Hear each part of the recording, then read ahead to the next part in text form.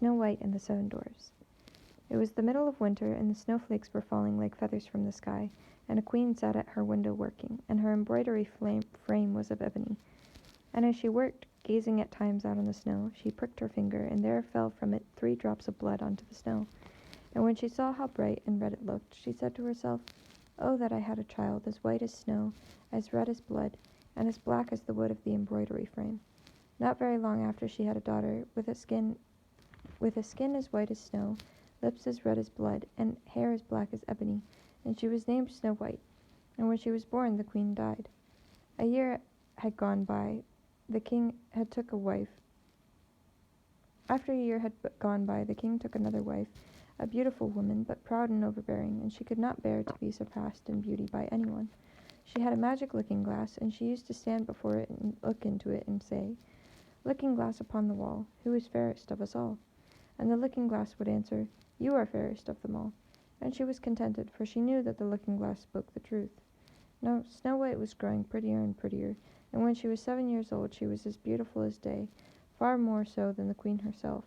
So one day when the queen went to her mirror and said, "Looking-glass on the wall, who is fairest of us all?" it answered, "Queen, you are full fair, 'tis true, but Snow White fairer is than you." This gave the queen a great shock, and she became yellow and green with envy, and from that hour her heart turned against Snow White, and she hated her.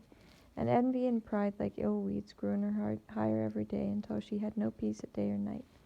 At last she sent for a huntsman and said, "Take the child out into the woods, so that I may set eyes on her no more. You must put her to death and bring me her heart for a token."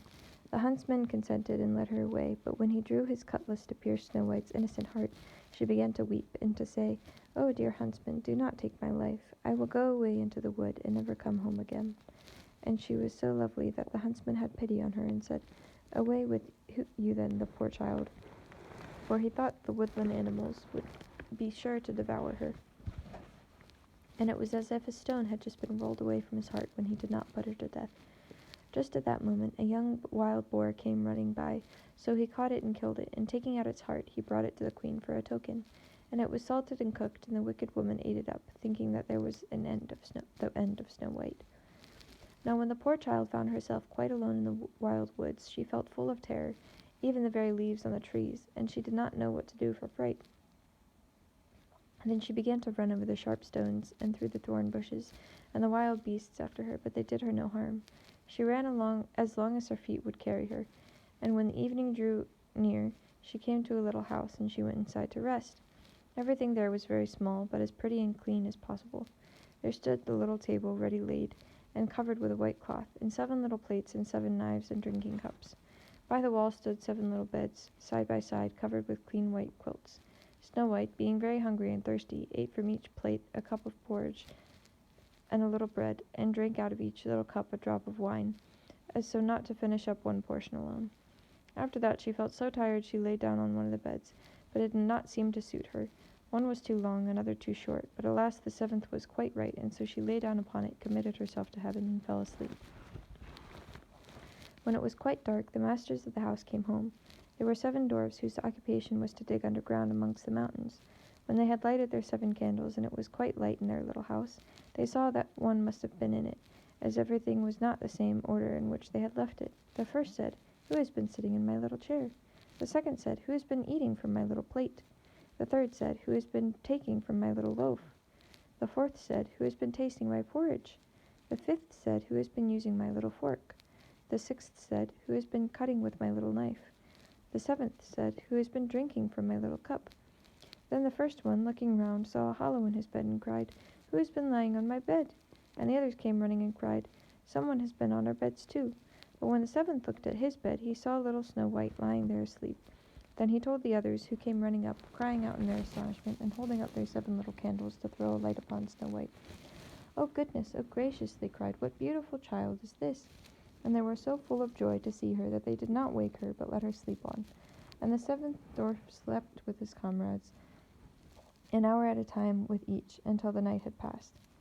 When it was morning, and Snow White awoke and saw the 7 dwarfs, she was very frightened, but they seemed quite friendly, and asked her what her name was, and she told them. And then they asked her how she came to be in their house. And she related to them how her stepmother had wished for her to be put to death, and how the huntsman had spared her life, and how she had run the whole day long until at last she had found their little house.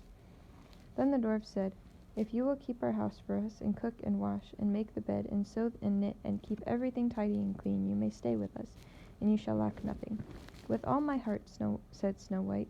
So she stayed and kept the house in good order. In the morning the dwarfs went to their mountain to dig for gold. In the evening they came home, and their supper had to be ready for them. All the day long the maiden was left alone, and the good little dwarfs warned her, saying, "Beware of your stepmother. She will soon know who you are, where you are. Let no one into the house." Now the queen, having eaten Snow White's heart, as she supposed, felt sure that she was now first and fairest, and so she came to her mirror and said, "Looking glass upon the wall, who is fairest of us all?"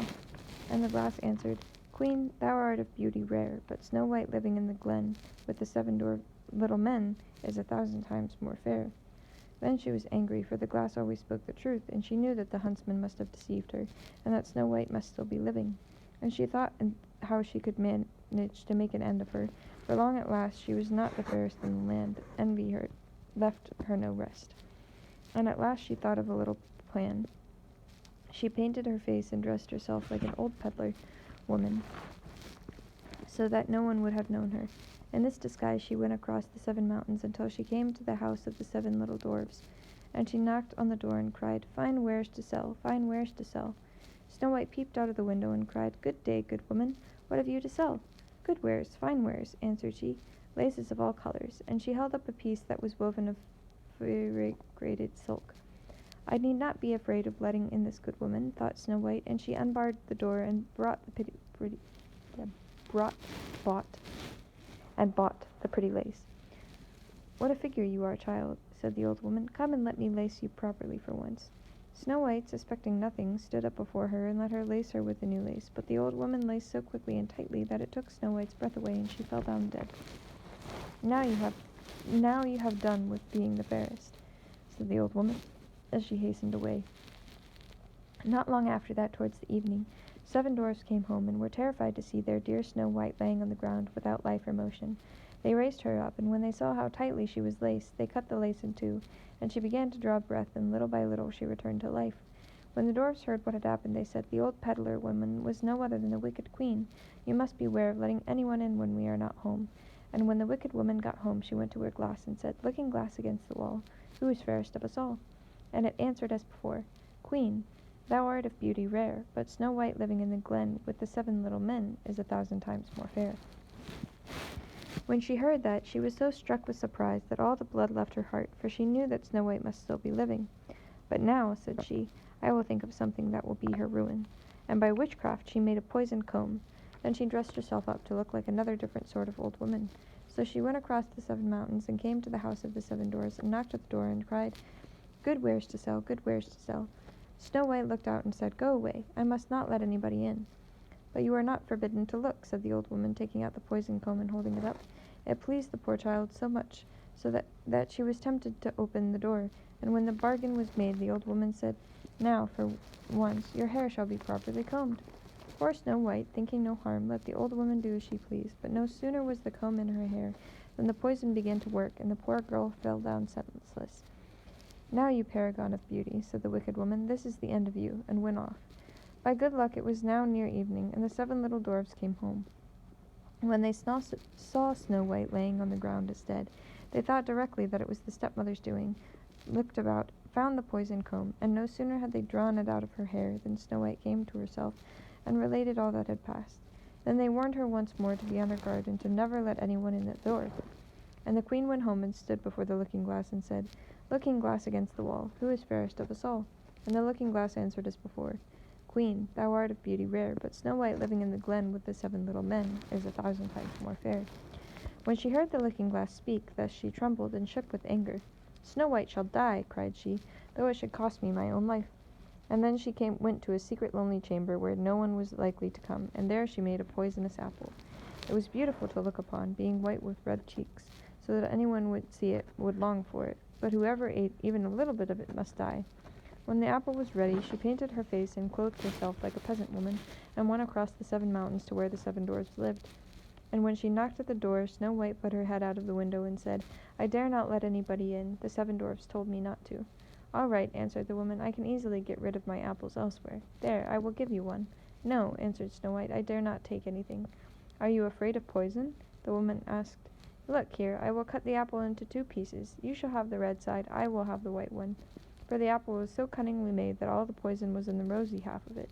Snow White longed for the beautiful apple, and as she saw the peasant woman eating a piece of it, she could no longer refrain, but stretched out her hand and took the poisoned half. But no sooner had she taken the morsel of it into her mouth than she fell to the earth as dead. And the queen, casting on her a terrible glance, laughed aloud and cried, "As white as snow, as red as blood, as black as ebony. This time the dwarfs will not be able to bring you back to life."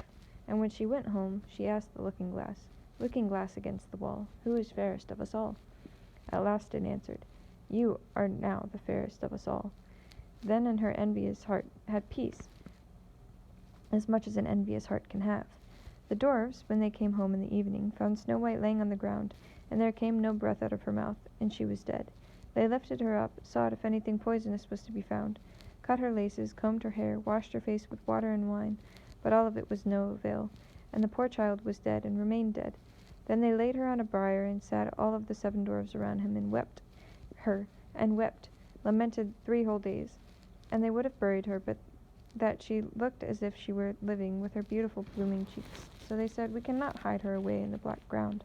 And they made a coffin of clear glass, so as to be looked in from all sides, and they laid her in it, and wrote in golden letters upon it her name, and that she was the king's daughter. They set the coffin out upon the mountain, and one of them always remained by it to watch. And the birds came too, and mourned for Snow White, first an owl, then a raven, and lastly a dove. Now for a long while Snow White lay in the coffin and never changed, but looked as if she were asleep, for she was still as white as snow, as red as blood, and her hair was as black as ebony. It happened, however, that one day the king's son rode through the wood and up to the dwarf's house, which was near it. He saw on the mountain the coffin, and beautiful Snow White within it, and he read what was written in golden letters upon it. Then he said to the dwarfs, "Let me have the coffin, and I will give you whatever you like to ask for it." But the dwarfs told him that they could not part with it for all the gold in the world. But he said, "I beseech you to give me, for I cannot live without looking upon Snow White. If you consent, I will bring you great honor and care for you as if you were my brethren." When he spoke, the good little dwarfs had pity upon him and gave him the coffin, and the king's son called his servants and bid them to carry it away on their shoulders. Now it happened that as they were going along they stumbled over a bush, and with the shaking a bit of the poison apple flew out of her throat. It was not long before she opened her eyes, threw up the cover of the coffin, and sat up alive and well. "Oh dear, where am I?" cried she. The king's son answered, full of joy, "You are near me," and relating all that had happened, he said, "I would rather have you than anything else in the world. Come with me to my father's castle, and you shall be my bride." And Snow White was kind, and went with him, and their wedding was held with pomp and great splendor.